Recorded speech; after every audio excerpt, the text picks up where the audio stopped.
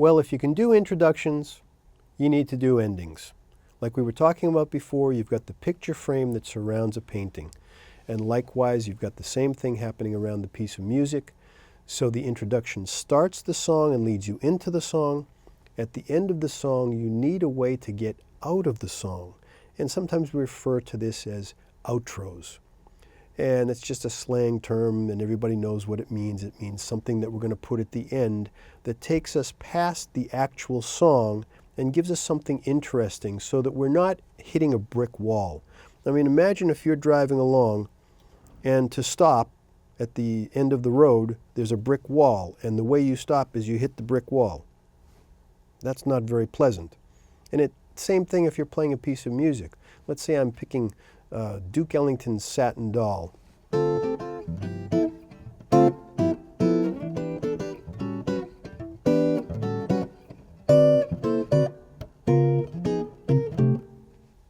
Doesn't feel quite finished, does it? It's just sitting there waiting for something to happen as an ending. So we're going to look at some ways to put some pretty standard endings in here. And we're going to start, oddly enough, with what I call the Ellington Ending.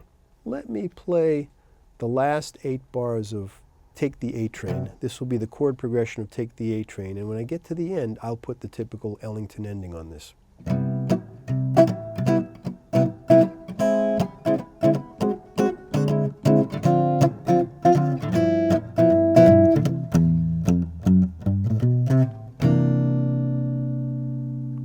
How many millions of times have you heard that? There are, of course, many different variations that you can do of that. Here's another one. And I'll just play the 2-5 that leads into that.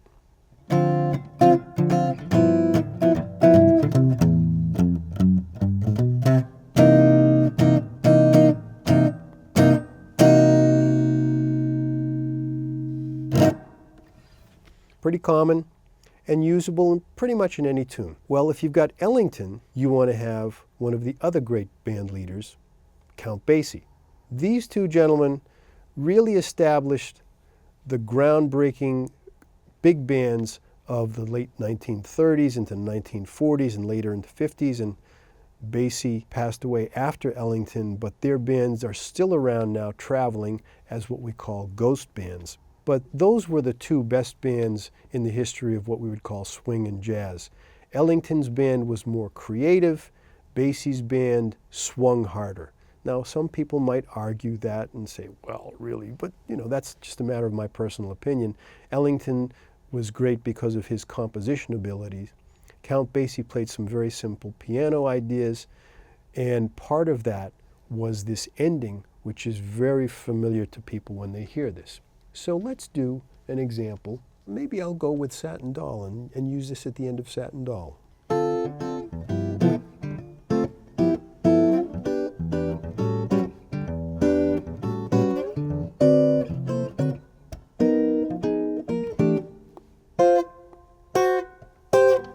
You've heard that before, right?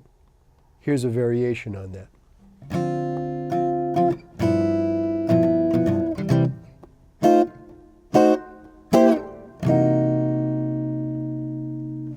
And how about a different variation? This one's going to use what we would call some spread triads.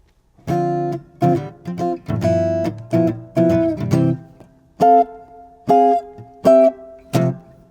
then there's also this chromatic possibility of 1, 2, 3, 4.